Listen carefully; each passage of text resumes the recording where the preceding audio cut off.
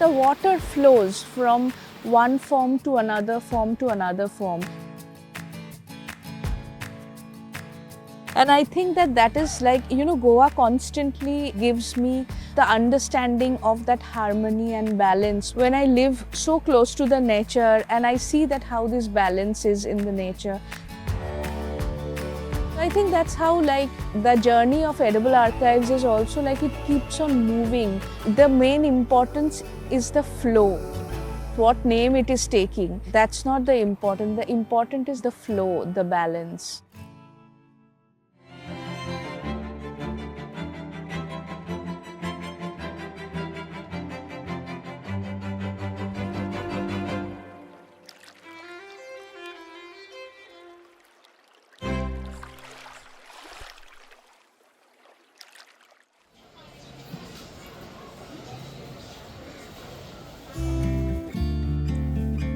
"20 years ago, when I wanted to become a chef, then it was not fashionable. Like after you finish your education and I was good at studies and all that, like you want to become a bawarchi. I had to finish a PhD to convince my family that okay, now I can do this. While I was working on my PhD, I met Tamura-san in Delhi. Like, I have never eaten Japanese food like that kind of Japanese food before. But when I had a good bowl of ramen, it was something that I realized, like I was feeling that it is, I know this cuisine.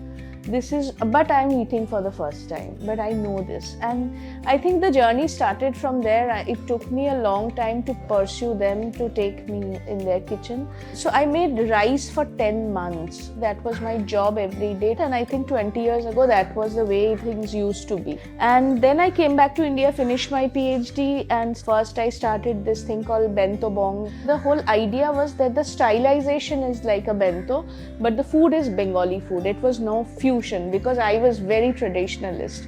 Actually, the traditionalist me got like seriously challenged by Chef Ritu Dalmia, who told me, you are not like a Japanese chef or Bengali chef. If you are a chef, you are a chef.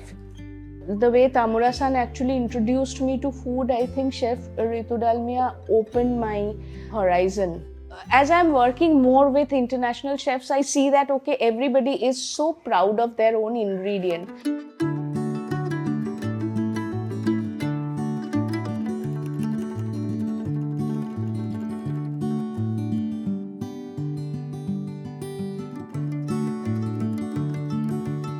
So I'm working with chef from Sardinia, and they are talking about they use only pecorino, which is sheep pecorino, because that is how it is in Sardinia. And I was also thinking that we don't do it in India, that other than regional cuisine, sometimes people do, but it's focused on the recipe, like my grandmother has taught me, or this is coming from this history.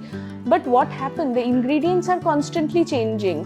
Say if you have a recipe which is 60 years, 80 years old, 100 years old, and say it's a recipe of a fish. You don't get that same fish now in the same way. The rivers have changed, the water bodies have changed in India. So I feel that my connection is with the ingredient. I got a chance basically to do what I want to do in Kochi Biennale. And that was an idea that after the Green Revolution, there is like a huge varieties of rice we have lost. So we were on a mission to find things which are still available. My PhD is in cognitive linguistics, where in linguistics you are taught that when you are looking into language, it's not a language, you are looking into the grammar of language. And when I'm looking into rice, it doesn't matter to me that if it is from Bengal or from Kerala, I'm interested in the rice. So we actually got about 42 varieties of rice, and it was a 3 months project. Every day we did a new bowl of different things, and from different parts of India. The idea of ingredient driven started, I think, from Kochi Biennale. The same idea we took to Paris, and it was extremely popular. Then I thought, okay, I'm not doing something that is obscure and not like people are not understanding. Okay, people are getting it. I think I was extremely attached to all the Bengali ingredients that I grew up with in Calcutta. All the fish that we get in Bengal, and I think if it is like one of my first attachment, say boal. By the time I was like 16, 17, I was also making it so well that my father used to say, okay, whenever there is a boal, like you cook it. 10 years later, I got to know that my ancestors comes from Bangladesh, and boal is extremely celebrated in where we are coming from. Like there is a boal festival that happens. And I didn't know about that. And that affects your food and your food memory, which you are carrying in your body.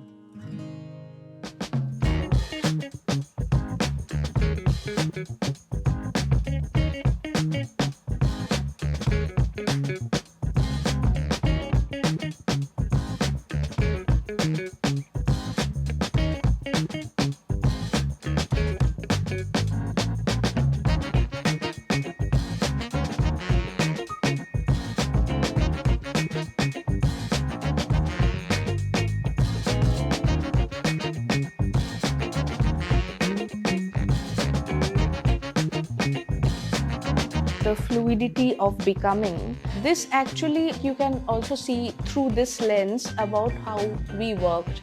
Like when we started Edible Archives in Kochi Biennale, it was an installation plus a food space for Kochi Biennale.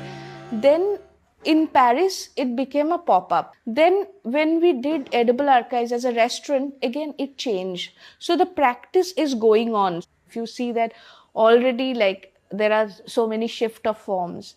And now we are kind of becoming a traveling archive for some time. I'm going to work on this idea where if a chef has a studio, how will it look like? Studio gives a space where you are not performing. You are not performing, you are not presenting something. You are working on it. So in a studio, there is no performance pressure. You are performing for yourself to become what you want to become. So kind of a durational play that, from morning to evening, if I work in a studio, how does the day look like?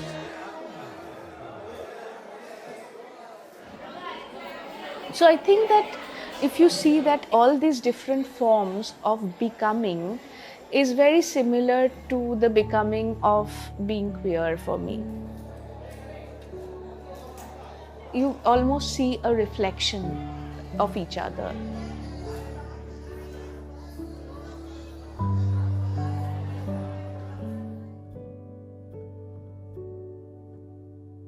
Being queer also made it possible to think and to also articulate in this kind of way.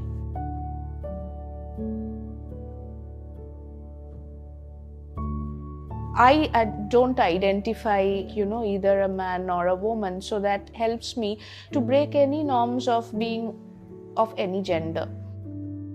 That kind of thinking helps me to think about food and kitchen in a certain way.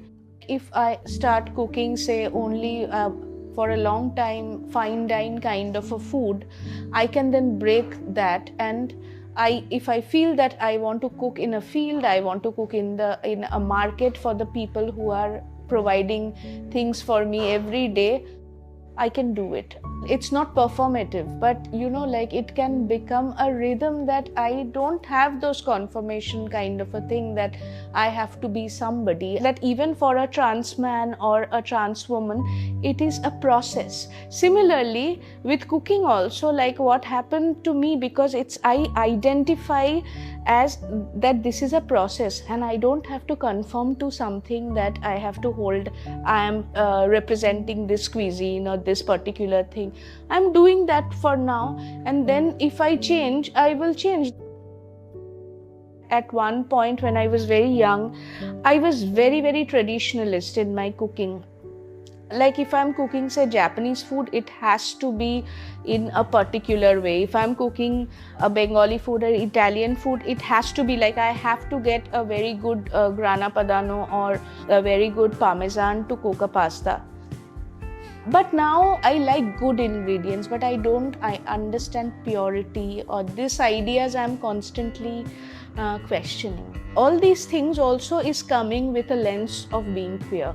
Like if you want, you can actually define it, because what you are becoming, that also has a role in your work. Like how do you define like what you are becoming each time, and it's a process for like, I don't know about other queer, for me it's a process. Like, you know, I still don't know where I am in the spectrum. I don't know when I will know exactly that, you know, this is how I want to define my identity.